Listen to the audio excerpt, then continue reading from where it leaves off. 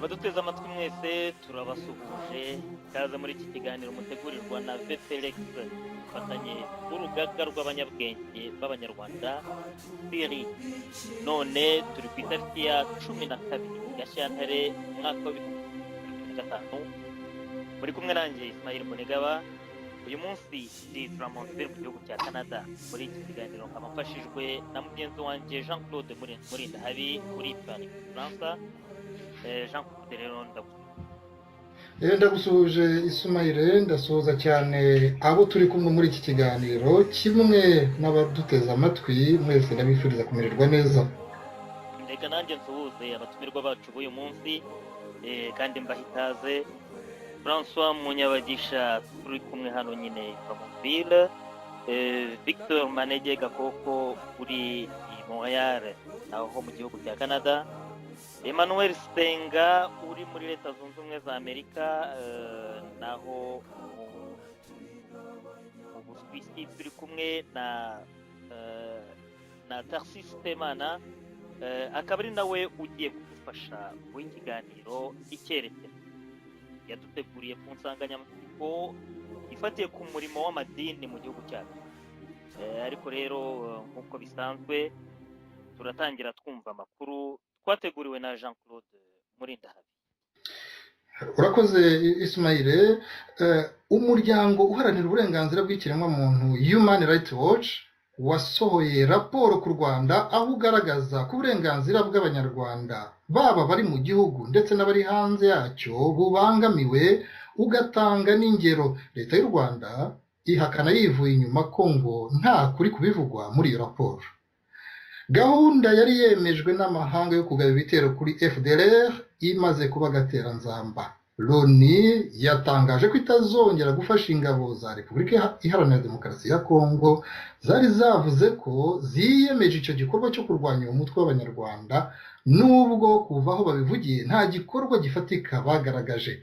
Kongo yari imaze iminsi ivuze ko nta ruhusa rwo kugaba ibitero ku butaka bwayihaye MONUSCO ngo kuko ubwayo izabyikorera. Mu Rwanda, ikigo cy'igihugu gishinzwe imisoro n'amahoro Rwanda Revenue Authority kiyegereje abahagarariye amadini ngo kuko bahura n'abanyarwanda benshi. Ngo rero abo banyamadini barasabwa gushishikariza abayoboke bayo gusora ku bwinshi. Urakoze cyane Jean. Ku bintu birebana n'iki cyegeranyo cyakozwe na Human Rights Watch, bigaragara yuko leta y'u Rwanda itabivugaho, itabyakiriye hari neza. Ni iyihe nshamake yacyo waduha? Nk'uko mubizi, buri mwaka Human Rights Watch, umuryango uharanira uburenganzira bw'ikiremwamuntu ufite icyicaro i New York muri Leta Zunze Ubumwe za Amerika, ukora raporo mu bihugu binyuranye. Nk'uko bigaragara muri raporo iheruka gusohoka ku Rwanda, ruravugwaho kwitwara nabi, rufite amanota mabi kuko ngo rutubahiriza uburenganzira bwa muntu. Mu ngero zitangwa hari ugufunga abantu ku buryo butubahirije amategeko. Ibi ni nko kubafungwa bakamara iminsi n'iminsi bataragezwa imbere y'inzego zibishinzwe ngo biregure. Ngo hakaba no kuba bamwe bafungirwa ahantu hatazwi. Aha batanga urugero rw'ukuntu nka Kizito Mihigo yabanje gufungwa iminsi irenza iyo amategeko yemera, nta wuzi iyo afungiye. Bongera kwibutsa ko mu Rwanda hakiri imfungwa za politiki, bagatanga urugero rwa Victoire Ingabire Umuhoza, Sylvain Sibomana, Deo Mushayidi n'abandi. Human Rights Watch yongera kwerekana ko hari abantu baburirwa irengero, abandi bakicwa kandi bigahera ntihaboneke inkozi z'ibibi. Hano batanga urugero nka André Rwisereka Kagwa wahotowe mu mwaka w'2010, na n'ubu hakaba hataragaragajwe ababigizemo uruhare. Uretse n'abanyarwanda bagirirwa nabi bari imbere mu gihugu, Human Rights Watch inerekana ko n'abanyarwanda bahungiye hanze bahigwa. Batanga urugero nko kwihotorwa rya Colonel Patrick Karegeya wiciwe muri Afurika y'Epfo umwaka ushize. Bati Perezida Paul Kagame yashushe nk'ubyigamba ubwo yivugiraga imbere y'abantu kugambanira igihugu azabiryozwa. Human Rights Watch inavuga ku kibazo cy'iyicwa rubozo ngo cyagaragaye nko kuri ba Lieutenant Joel Mutabazi n'abafunganye nabo bavugiye imbere y'urukiko ko barikorewe ngo bemere ibyo batakoze. Iyi raporo inavuga ku ifunga rya Colonel Tom Byabagamba na General Frank Rusagara ngo bashinjwe ibyaha byo guhungabanya umutekano w'igihugu, ngo nyamara bashobora kuba bakekerwa gusa kuvugana n'abantu bo muri RNC. Ni raporo yongera kwerekana ko nta bwisanzure mu bitekerezo biri mu Rwanda. Iyi raporo isoza igaragaza ko na Mayina Kayiya, intumwa yihariye ya Loni, yagaragaje ko uburenganzira bwa muntu bubangamiwe, ndetse iyi raporo ikanongeraho ko na Minisiteri y'Ububanyi n'Amahanga ya Leta Zunze Ubumwe za Amerika ikaba yaragiye yerekana ko ifite impungenge kuri iki kibazo. Leta y'u Rwanda ihakana yivuye inyuma ibivugwa muri iyi raporo. Minisitiri Johnson Businge akanongeraho ko ngo Human Rights Watch yagombaga kubanza kubereka iyo raporo mbere y'uko isohoka ngo bakagira icyo bayivugaho. Tukivuga ku burenganzira bw'ikiremwamuntu rero, tubabwire ko amakuru tubona cyangwa se ayo twumva n'ayo dusoma ku bijyanye n'urupfu rwa Assinapol Rwigara, bigaragara ko hari abanyarwanda batari bake bakemanze uburyo urupfu rwe rwatangajwe, bagakemanga niba mu by'ukuri ari impanuka cyangwa se niba mu by'ukuri cyaba ari igikorwa cyari kigambiriwe.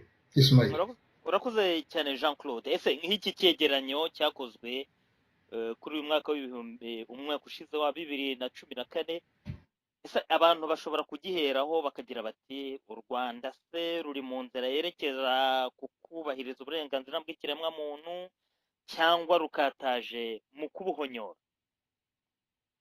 Ismail, urebye buri mwaka nko mu myaka 5 ishize, buri mwaka ubona yego ntabwo niriwe mbitindaho kubera ko tuba dufite igihe gito, hari n'ibindi tugomba kuganiraho. Igihe cyose batangira bavuga bati hari ibintu bigaragara ko byashimwa ku Rwanda, ariko noneho ugasanga ibikorwa byinshi bigawa bigenda bigaruka ku bijyanye n'ibingibi byo kuba abantu batabasha kugira ubwisanzure busesuye mu bitekerezo. Noneho hakaba n'ibi bikorwa by'ihohoterwa by'abantu. Ibingibi ni ibikorwa bigaruka uko imyaka igenda isimburana, ku buryo kuvuga ngo intambwe yaratewe umuntu akurikije ino raporo biragoye. Urakoze cyane. Byo kuba hari ibintu bijya mu buryo bwiza, ni nta cyizere cyabyo gihari, kubera yuko bigaragara yuko uko umwaka ushize tukabona ko impfu z'abantu mu buryo budasobanutse zibaye. Umwaka ushize nibwo twabonye urupfu rwa Patrick Karegeya. Uyu munsi ni urupfu rwa Assinapol, abantu badashidikanyaho, benshi bemeza yuko ari ubutegetsi bugizemo uruhare.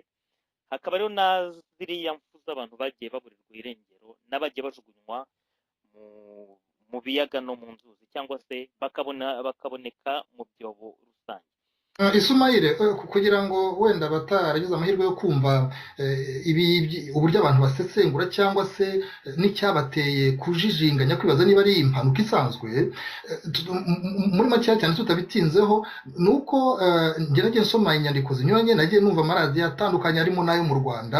No mu Rwanda hari abantu batinyuka ku kibazo nka kiriya umuntu yavuga ko kiri sensible, ni ukuvuga kiba kitoroshye kugira ngo abantu batinyuke kukivugaho. No mu Rwanda hari amaradiyo atinyuka rwose, abantu bakagira icyo bavuga. Icyo bibaza rero ni iki muri make, nuko bavuga bati babanje kuvuga ko imodoka nyakwigendera Assinapol Rwigara yari arimo, ko yari irimo abantu 3 kandi bose bitavye Imana. Nuko bukeye bwabo baravuga bati reka da, hari harimo umuntu umwe, kandi mu by'ukuri umunsi ikitwa impanuka kiba polisi yarahageze bwa mbere. Noneho bakongera bakanibaza batese ko uyu mugabo yarasanzwe asa nkaho afitanye ibibazo n'ubutegetsi, aho ntiyaba azize kuba mu by'ukuri yari afitanye ibyo bibazo n'ubutegetsi. Yari amaze no gutsindira imanza, yari arimo aburana, yari amaze gutsindiramo miliyoni nyinshi cyane, hafi miliyari yari amaze gutsindira kubera urubanza yari afitanye na leta cyangwa se akarere ka Nyarugenge ku bijyanye n'ikibanza cye yaburanaga. Hanyuma iyo witegereje rero mpanuka, hari n'abandi bavuga bati ntabwo ibi bintu bisobanutse. iyi kamyo imeze nk'aho yaje isanga iyi modoka ihagaze aha. Ukabona ko abantu babishidikanyaho kuko bavuga bati n'ikimenyimenyi iyi modoka iyi kamyo yaje ikubita urubavu umuntu atari arimo. Bati ibyo byose baba bajijinganya kubera iki? Kubera yuko na polisi ubwo yavugira abantu benshi bagize urujijo koko ko n'uburyo ngo polisi yagiye isubiza igashaka guhishahisha ntivuge umwirondoro w'uwo mushoferi cyangwa se ivuge nyiri iyo modoka, kandi bakabaza batese ko iyo muntu afatanwa urumogi cyangwa se arukekwaho bahita baduhamagara bakamwerekana. Kuki bashaka kugirira ibanga umuntu wishe Rwigara? Byose rero ibyo uvuga nibyo Ismail, kubera ko baravugaga abaturage baravuga bati n'abandi basanzwe bakurikirana bati igihe cyose iyo habaye impanuka mu Rwanda bahita bavuga plaque z'imodoka, bavuga n'umushoferi, kubera ko impanuka ubundi n'ibyago. Noneho bakanongeraho bati bishoboka bite yuko polisi yagiye kuri mikoro z'abanyamakuru ikavuga ngo wa muntu amaze gushira impungenge yageze aho araza aracyafite impungenge turacyabyigaho. Mbese ukabona ko abantu babyibajijeho. Urumva rero bateje n'abantu urujijo ku buryo abantu bibaza batese n'impanuka cyangwa ibintu bisa nkaho byarimo ubwicanyi nyine bwagambiriwe. Ngibyo uko abantu babibona uko, ariko ngira ngo wenda uko iminsi zigira imbere hari n'andi makuru arenze ayo kwibaza gutyo ashobora kuzaboneka. Urakoze cyane Jean Claude. Rero mu gihe guverinoma ya FPR inaniranwa n'imiryango iharanira uburenganzira bw'ikiremwamuntu, benshi batangazwa n'ubufatanye ifitanye n'amadini. Jean Claude, ibi nabyo wabiduteguriyeho inkuru irebana n'imisoro amadini ahamagarira abantu gutanga.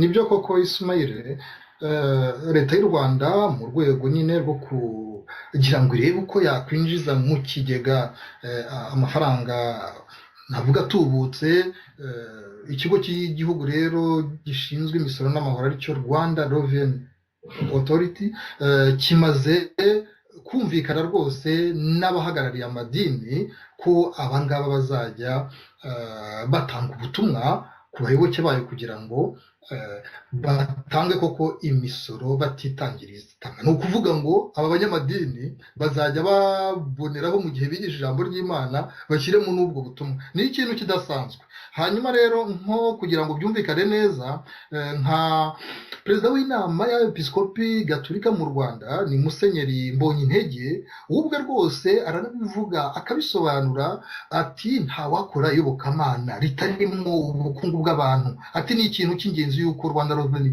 Authority yaganira n'amatorero ngo barebe uburyo bumvikana bwo gusora, kuko byose nyine ari ukubaka igihugu. Icyo gitekerezo niyo mvugo iza nayo iyo isubirwamo na Sheikh Kayitare Ibrahim, ni mufuti w'abayisilamu, ni ukuvuga niwe mukuru nyine w'abayisilamu mu Rwanda. Ibi rero bikaba bigaragara ko ni ubundi buryo wenda butamenyerewe, umuntu yavuga ko butanasanzwe kubona abantu bahagarariye amadini bavuga bati turi abantu bavuga ijambo ry'Imana, ariko tuzajya tunaboneraho tunashishikarize abenegihugu nyine ko bakwiye kurushaho gutanga imisoro n'amahoro.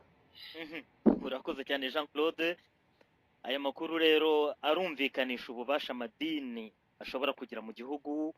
Ubu bubasha bw'amadini kandi bukaba bwemerwa na guverinoma ya FPR. Ese ibi byaba bigiye gukuraho rwa rwikekwe rwari rumaze imyaka hagati ya guverinoma ya FPR n'amadini, aregwa ko ngo yaba yarateshutse ku nshingano zayo mu gihe igihugu cyasenyukaga? Uyu mubano w'amadini na za leta, uruhare rw'amadini mu buzima n'amateka by'igihugu ndetse n'abagituye, nibyo tugiye gusesengura uyu munsi. Nkaba ngira ngo nk'ijambo umutumirwa kizigenza w'uyu munsi ni Tarcisse Semana. Tarcisse Semana, ijambo ni ryawe. Urakoze Mbonigaba Ismail na Jean Claude Murindahabi, namwe bagize Siri n'abatwumva bose ari abanyarwanda ari n'abanyamahanga. Musoje ku kintu kimpa icyanzo cyo kugira ngo tujye ku byatuzinduye yuko amadini arimo gukangurira abanyarwanda yuko basora batanga imisoro ya leta. Ngagira ngo mbere yuko wenda tugaruka kuri ibyo bibazo uruhare rw'amadini mu mateka y'u Rwanda, aho tuza kuvuga ibyo akamaro kayo mu buzima bw'abanyarwanda, tukaza no kugaruka kuri cya kibazo wenda twihuta yuko amoko ari akarongo gato y'abantu bagombye kuragira, uko amadini nabyo ashobora kuba yarabyitwayemo cyangwa n'ubu ngubu uko abyitwayemo. Ariko mbere na mbere reka mbanze mbahe incamake y'amateka y'amadini uko yaje mu Rwanda n'uko ubu wenda ahagaze. Natangira ku kibazo mbabazi nti ese ku isi hari amadini angahe? Hari uwatubwira nibura amadini ari ku isi uko angana, umubare wayo? Njye ndumva icyo kibazo gikomeye cyane. Ese burya amadini buri bwoko buri tribu nko muri Afurika ngira ngo buba bufite uburyo bugira imyemerere. Imyemerere rero ndumva yabijyana n'uburyo abantu babayeho bigenda bitandukanye, nk'uko mu Rwanda ngira ngo twari dufite idini mbere y'uko nk'abazungu baza batuzanira, dufite amadini agera kuri 100% n'ayandi. Urakoze cyane Ismael. Ubwo ni ukuvuga niba hari undi waduha nk'umubare wenda uzwi neza ku isi w'amadini abaho?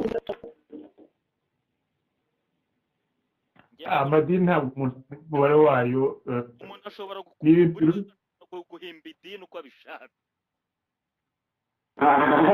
Murakoze cyane. Reka rero icyo ni ikibazo cy'ingorabahizi abantu basesengura ibintu by'amadini, uko yadutse n'uko ubu ngubu ariho n'ukuntu agenda avuka, badashobora kubonera igisubizo gifatika. Mu by'ukuri rero ntawamenya umubare w'amadini ariho haba ku isi hose cyangwa se no mu Rwanda. Kubera iki? Kubera yuko uko avuka ni nako agenda azibangatanya akabura.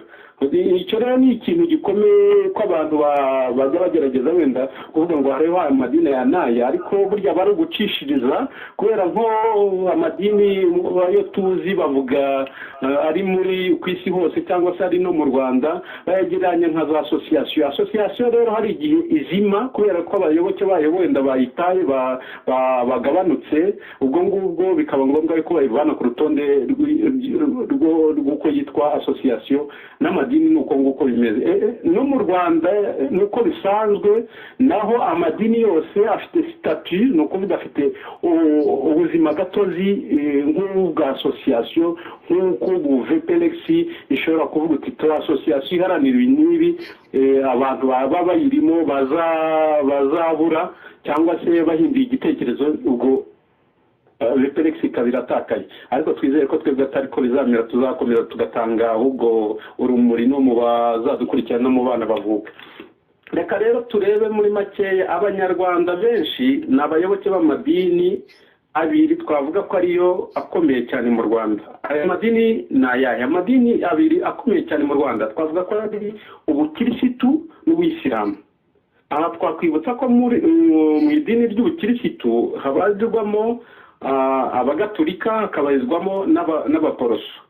Ni ukuvuga abagatolika rero bafashe iyo nyito y'ubugatolika kubera amahame yagiye atsindagirwa na za konsili zatandukanye, konsili de Nice, konsili de Constantinople, aho ayo mahame yari ashingiye kwerekana ko ari idini ntatsimburwa ribereye abandi ikimenyetso ku isi hose. Niyo mpamvu baryise ngo gatolika, ni ukuvuga universel. Bihaye inshingano yo kuvuga ngo andi madini ariho ntago afite iyo nshingano yo kwerekana yuko akusanya abantu b'isi yose. Twebwe rero abagatolika abemeye kirisitu twiyemeje kwerekana yuko dukusanya abantu bose.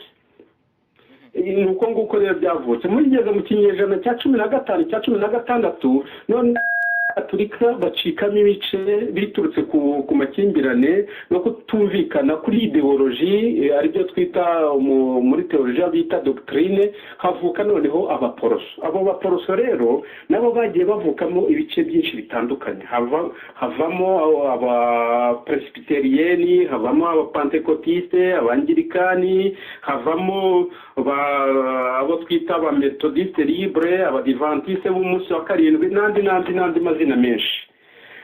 Aya madini rero uko ari abiri nyamukuru, ubukristo n'ubuyisilamu, niyo yabaye nyuma y'idini gakondo ishingiro ry'ukwemera kwa benshi mu banyarwanda. Aha twakwibutsa ko ku nyungu zo kugira abanyarwanda ingaruzwa mu muheto cyangwa se kuboza ubwonko mu gihe cya gikoroni, idini gakondo yagiye iteshwa agaciro kayo ikanasobanurwa uko itari iri. Iyo ubu ubajije abanyarwanda benshi ku byerekeranye n'ukwemera Imana, usanga benshi bagusubiza cyangwa basubiza bati ntushobora kuvuga ko uzi Imana cyangwa uzi imigambi yayo utari muri aya madini uko ari abiri, ni ukuvuga ubukirisitu n'ubuyisilamu. Ni ukuvuga ugasanga andi madini atari ubukirisitu atari n'ubuyisilamu ntago afite ubwo bumenyi bwo kwemera Imana. Ariko rero igitangaje ni uko inyuma y'iyo myemerere cyangwa se imiyobokere y'ayo madini mvamahanga uko ari abiri, abenshi mu banyarwanda bagikomeye ku idini gakondo rifite imihango yo kuraguza, guterekera, kubandwa. Gusa ikibabaje kandi ikindi ni uko iyi dini bayishyira mu bikorwa, bakabikora nijoro rwihishwa, hakubiyemo kandi n'abayoboke baya uko ari abiri twavuze y'ibikorokoro, ari ukuvuga abakirisitu n'abayisilamu. Ugasanga baragenda rwose mu kabwibwi, bagiye kuraguza, bagiye guterekera, ukibaza uti se aho ayo madini mvamahanga, abagatolika, abayisilamu, abaprotestanti, aho wenda ntiyaba ari icyo twakwita artificiel, sinzi ukuntu nabyita mu kinyarwanda, ari akantu kadafashe ku mutima w'abanyarwanda.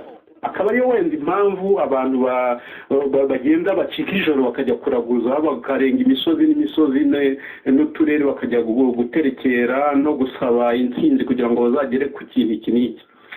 Ni ukuvuga rero ni ikibazo abantu bagombye kwibaza bakareba, ese amadini afite ruhare ki mu mibereho y'abantu?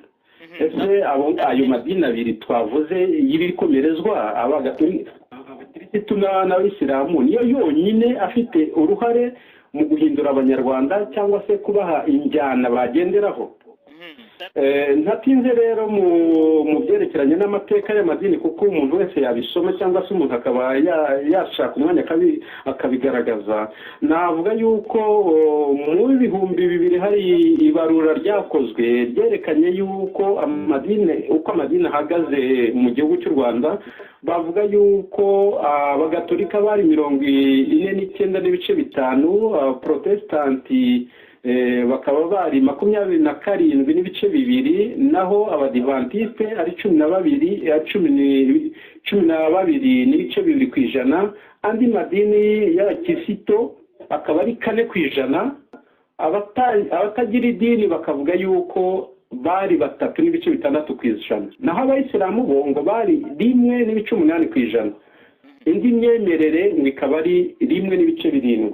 Ibyo ni ibyakozwe mu rwego rw'igihugu, ariko nta bantu bafite ubushakashatsi mu by'amadini bigeze babikora kugira ngo tuvuge ngo recensement ribarura twariha agaciro mu buhanga bwo kugaragaza imiterere y'amadini mu Rwanda. Ariko nta wabura rero kubigendera kugira ngo asesengure uruhare rw'amadini muri sosiyete nyarwanda n'ejo hazaza, nuko ubu ngubu ibintu bihagaze, nk'uko twabonye yuko arimo gukangurira abantu gutanga imisoro. Iri barura rero riragaragaza yuko nibura 98% by'abanyarwanda bemera ko bafite idini.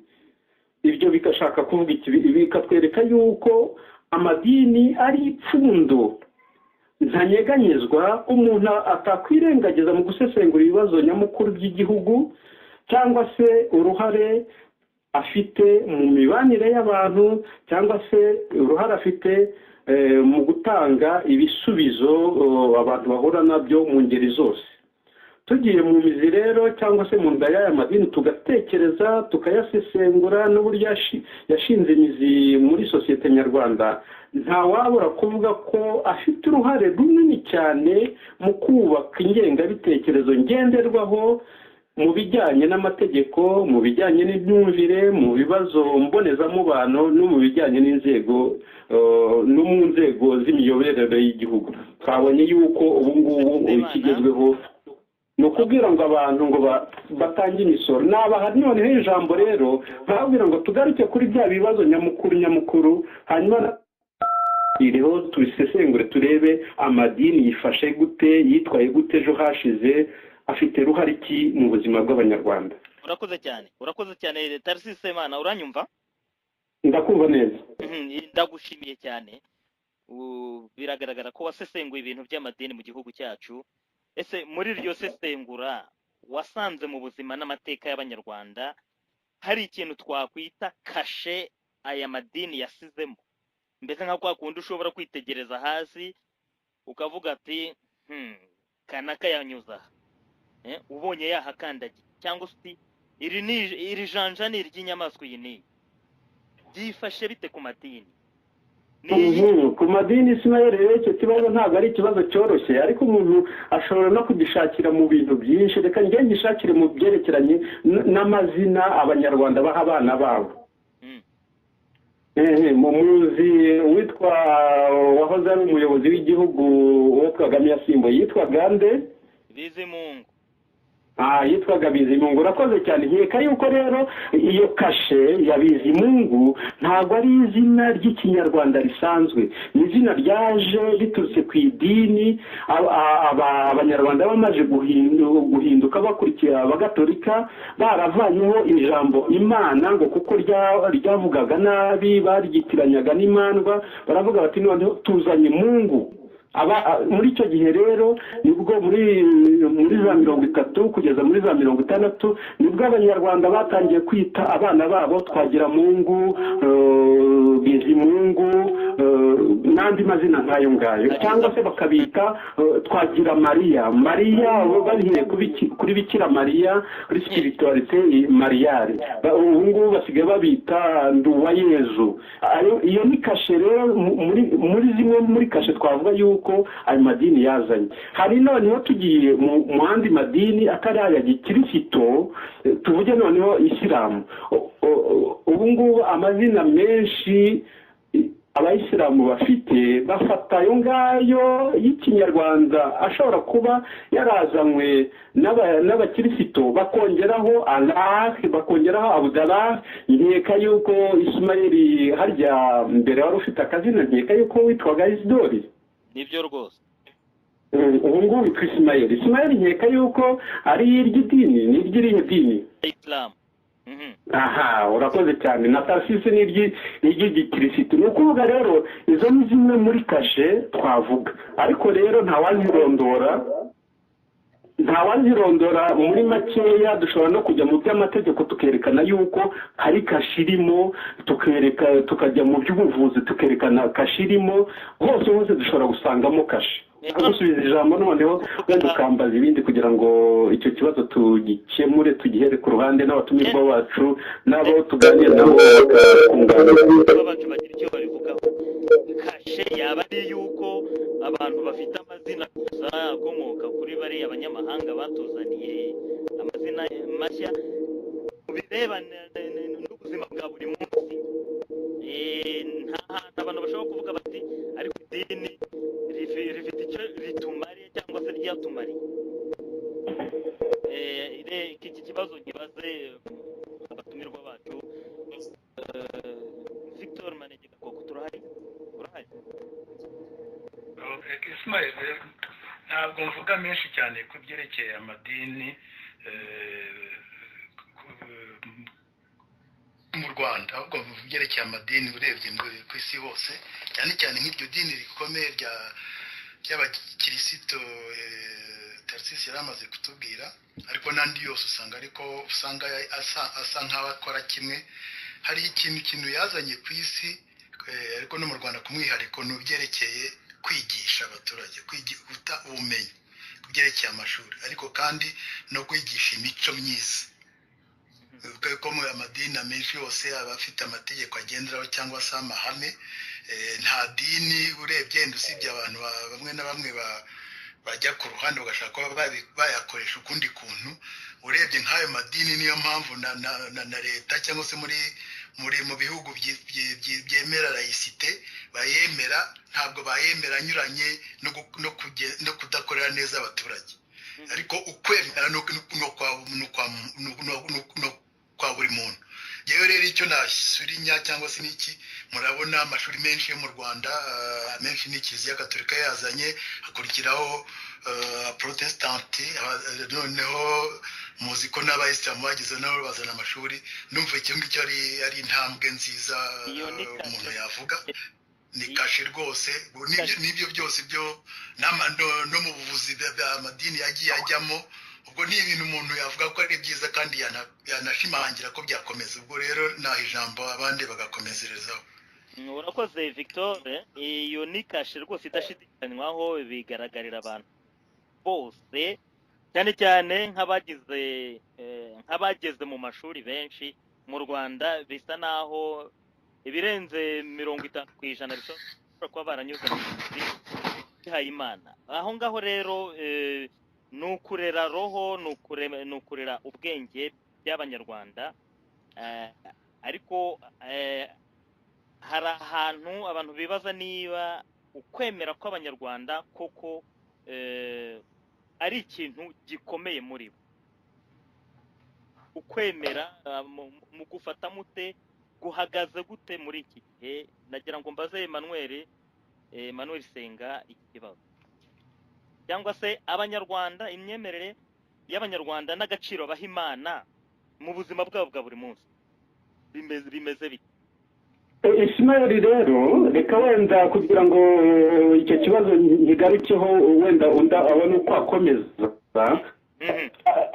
ayo madini ntabwo yazanye ukwemera gushyashya mu banyarwanda ahubwo yazanye icyo twakwita ingengabitekerezo y'iwabo y'imvamahanga kuko abanyarwanda buri gihe bemeraga Imana bakemera yuko nyuma y'ubu buzima hari ubundi buzima bakemera yuko igihe ukoze neza iyo neza izaguherekeza igasiga n'umurage mu busizi ni ukuvuga rero muri makeya nta kintu gishyashya bigeze batuzanira uretse kuvuga kuzana mu byerekeranye no kwemera uretse kuzana ngo tubigishije Yesu tubigishije Allah tubigishije Kirisito nibyo ngibyo iby'iwabo ariko ugiye mu gusesengura ukwemera mu muzi usanga Imana abanyarwanda bemeraga ahubwo abazungu ntago bayubishe hari naho bageze i Nyanza umwami arababwira ati muje kutwigisha Imana ati muribeshye ahubwo musubiremo nzabumva ubundi twayimenye imbere yanyu nakunda ko nari nishatse kugira ngo ikiremo hanyuma none abandi bakomeze. Emmanuel ubwo nyine nagira ngo mubaze uko abona imyemerere y'abanyarwanda muri iki gihe.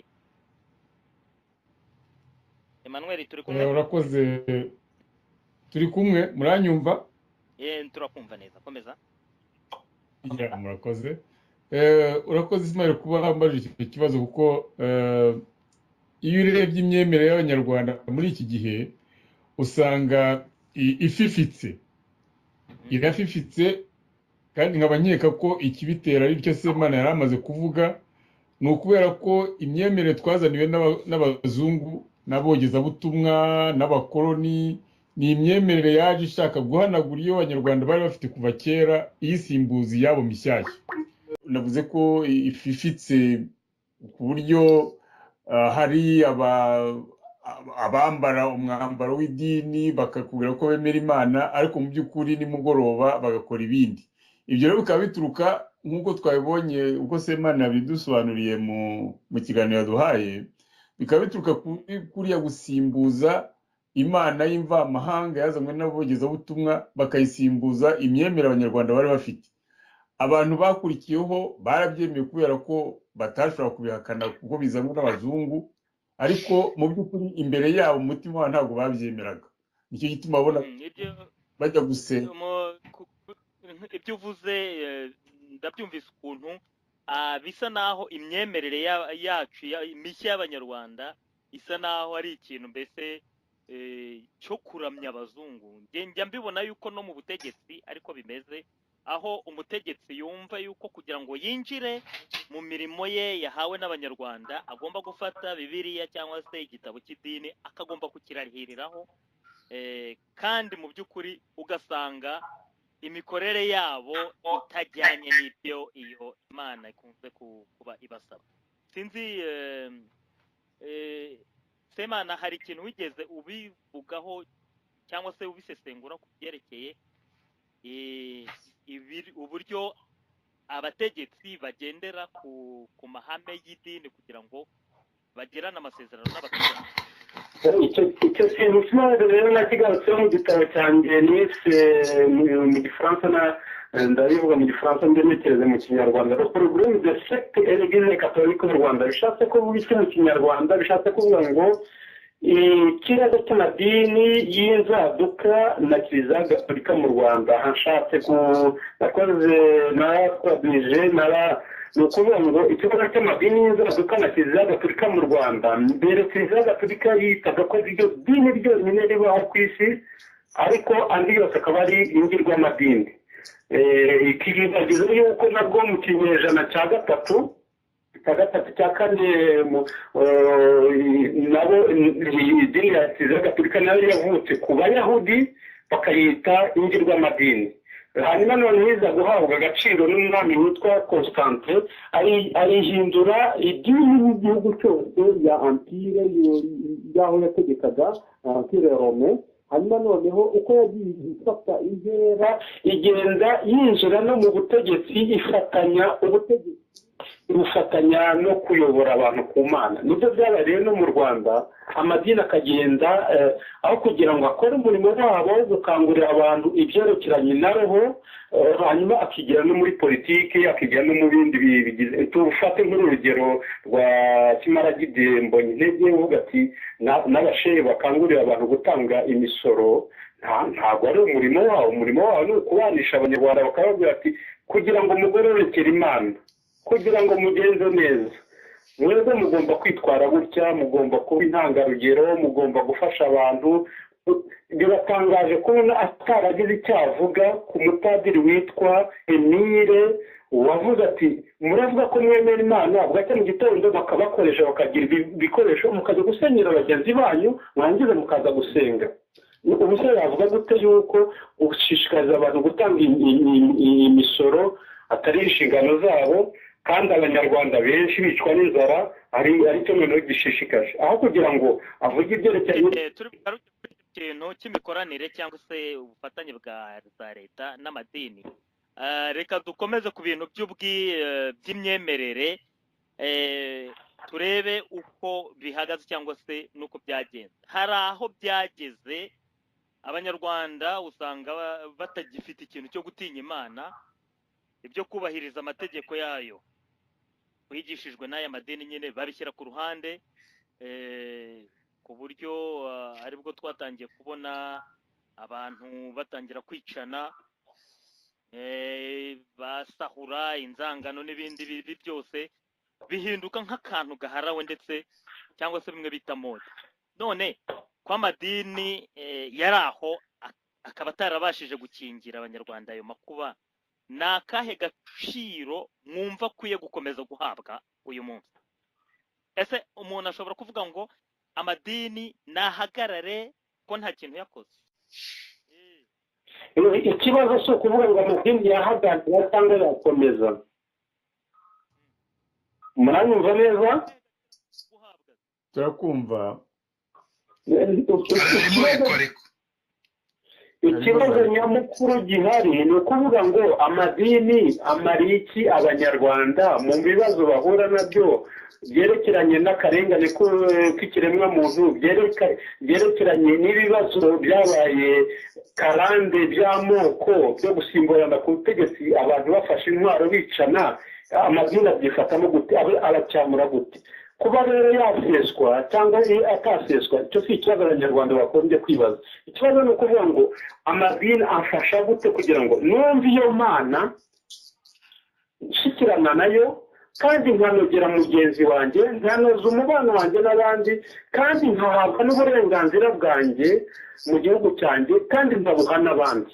Icyo ni cyo kibazo rero amadini twayabaza, ahubwo tukavuga tuti ko amateka twese yuko amadini yari yahindutse, ahubwo hari nk'amashyaka akurura yishyira, ntawatinya no kubivuga yuko arisheveke wa Kigali yari muri MRND, ni ukuvuga ngo yafataga idini nk'akantu nk'umwambaro yambara ku cyumweru, ubundi akigira muri mitingi cyangwa se akajya mu manama ya MRND. n'ubu ngubu mwarabibonye yuko Kagame yavuze ngo ushaka kubuza igihugu mu mudendezo cyangwa usanga bitekereza bazamwikiza, ariko abanyamadini bose bakamukomera amashyi. Ni ukuvuga ngo amadini afite uruhare rukomeye kwitandukanya n'ibikorwa ibyo ari byo byose bivutsa abantu amahoro, bibavutsa uburenganzira bwabo, ahubwo akaba navuga akaba abantu bacyamura leta, bacyamura n'abaturage bose muri rusange. Ese arabikora cyangwa arasinziriye? ariko rero halo yego François Munyabagisha turakumva.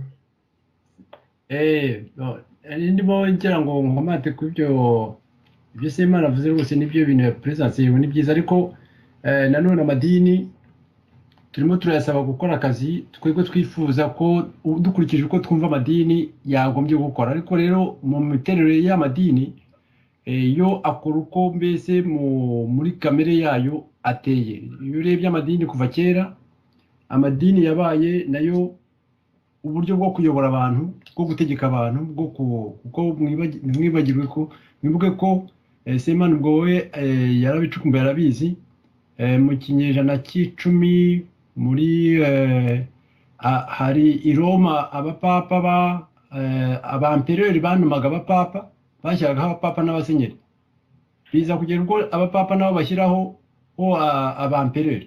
Murumva rero ko nka Kiliziya Gatolika, kandi so honyine Kiliziya Gatolika n'ubutegetsi byaryamanaga mu cyumba kimwe. Ibyo ni ibintu bigaragara. Yaravuze ibya Musenyeri uriya Archevêque nyakwigendera w'i Kigali, ibyo yakoraga mu by'ukuri nibyo byakorwaga mu kinyejana cy'icumi. Noneho ikindi kintu nagira ngo ngarukeho ni uko iyo mana koko abo bazungu bagiye bazana bakwirakwiza hirya ku isi, nyamara iyo urebye byavuye i Roma bigeze mu Bwongereza bati natwe turashaka idini ryacu, bashyiraho idini ryabo. Iyo ugiye muri Israel bafite idini ryabo, ririya dini ryabo ryitwa ry'ababahayi, rifite icyicaro hariya n'idini bafite n'ariya ry'abajuifu, ariko hari n'irindi dini ry'abahayi naryo ryiri hariya muri Israel rivuga yuko bategereje kuzashyiraho guverinoma itegeka isi hano ku isi ishingiye hariya muri Israel. Abanyamerika bafite amadini yabo bashyizeho, bari abamorumo nabo ugasanga ni idini abantu bicara bagashyiraho idini ryabo bakarigenderaho, bakaryubakiraho sosiyete yabo. Si bo bonyine, dushobora tukagenda mu bihugu byose, ukagenda usanga abantu bafite idini ryabo, n'iryo dini iyo uricukumbuye usanga rikorana n'ubutegetsi, bafite uburyo bwo kugira ngo bafatanye barebe ukuntu bazamura ubukungu bwabo, niba ari ukujya gusahura n'ahandi bajye kuhasahura bagafatanya. Mu mwanya Nsenga yavuze ikintu mwamubaje ikibazo ngo cya kashe cy'amadini, noneho muzamukira muvuga ikintu cy'ukwemera. Nge mbona mu buzima bw'abantu ukwemera ni ikintu gikomeye cyane. Udafite ukwemera nta hantu ashobora kwigeza, ntibishoboka. Urahaguruka ukajya ahantu kuko wemera kugerayo, utabyemera kugerayo ntaho wajya, usigara aho ngaho wicaye mu rugo. Noneho rero ukwemera amadini yatuzaniye, bavugaga amakashe, yatuzaniye ukwemera itwambura ukwiyemera. Kwa kwemera kwacu twari dusanganywe yarakutwambuye, ikuzanira ukwemera ibintu tutazi niyo biva niyo bigana. Yego ukwemera Imana ni kwiza, hari abantu bemera Imana koko bariho, ariko nanone nk'uko Nsenga bivugaga hari hypocrisy, hari mu banyarwanda mu bategetsi abantu usanga barajya mu kiliziya koko nk'uko byavugaga, ariko bakaba ari hypocrite. Urumva rero abantu batemera, bagaragaza ko bemera kandi batemera batazi ibyo bemera, bari mu kera hagati, kandi abo ngabo benshi nibo babategetse. Urumva rero ko iyo bigeze aho ngaho ibintu birakomeye, ni ukuvuga ko tuba dutegekwa n'abantu badafite ukwemera, badafite aho bahagaze. Noneho n'abandi rero bemera Imana koko bayemera bariho, urabona nka bariya wenda mfatire nko kuri Kizito, iyo mbona indirimbo ze aririmba, mu by'ukuri mbona ahumeka ukwemera Imana, ya mana mbese n'abanyarwanda kera bari bazi. Ariko iyo Mana wemera urayemera, none ukayisaba ko ngo kubera kuyemera ukayemera buhumyi, ukayisaba ko ariyo iza kuza kugukorera ibintu, kugufasha kubaho, ari iza kukuremera ibigomba kukubeshaho. Nyamara iyo tugiye mu kwemera bavuga uri ku isi, noneho weho ugomba kwitunga ku isi, ugomba kwigira mu ibintu by'isi. Iyo rero batuzanira kukwemera ugasanga turarangamira Imana, baba baturangaza kuko bitujyana hahandi tuvuga ngo Imana ngo y'u Rwanda ngo yirirwa ahandi igataha i Rwanda, yirirwa ahandi barimo bahinga, none ikaza kuryama iwacu rwahiye abantu bashize. Dore intego yanjye ya mbere ukubera isi yose umunyu utubutse, zifashisha agahinda n'akababaro nagize abandi ibyishimo.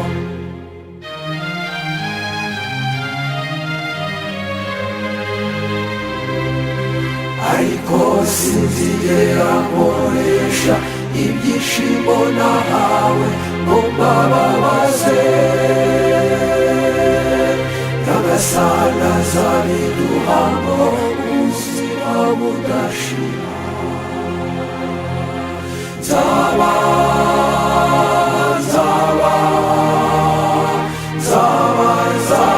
igikoresho cy'amahoro y'Imana, aho urwango rwashinze ibirindiro kibe y'urukundo, ahari ubugome n'akababaro kibe y'imbabazi zawe, aho amakosa n'ibinyoma byateye amatako nzajyana y'ukuri, ahatuye abantu bashidikanya nzahamya ukwemera,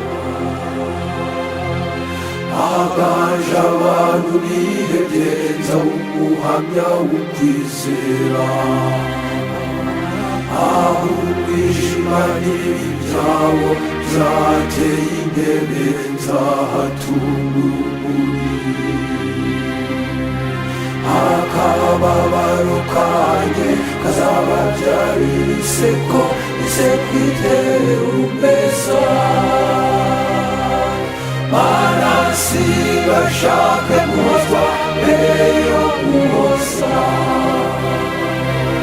Mana singashake kumva mbere yo kumva abandi, singashake gukundwa aho gukunda.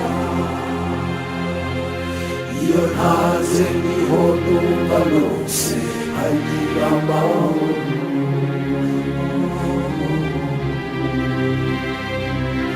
Iyo nibagiwe gatoya nibuka byinshi byawe bikampa kubaho,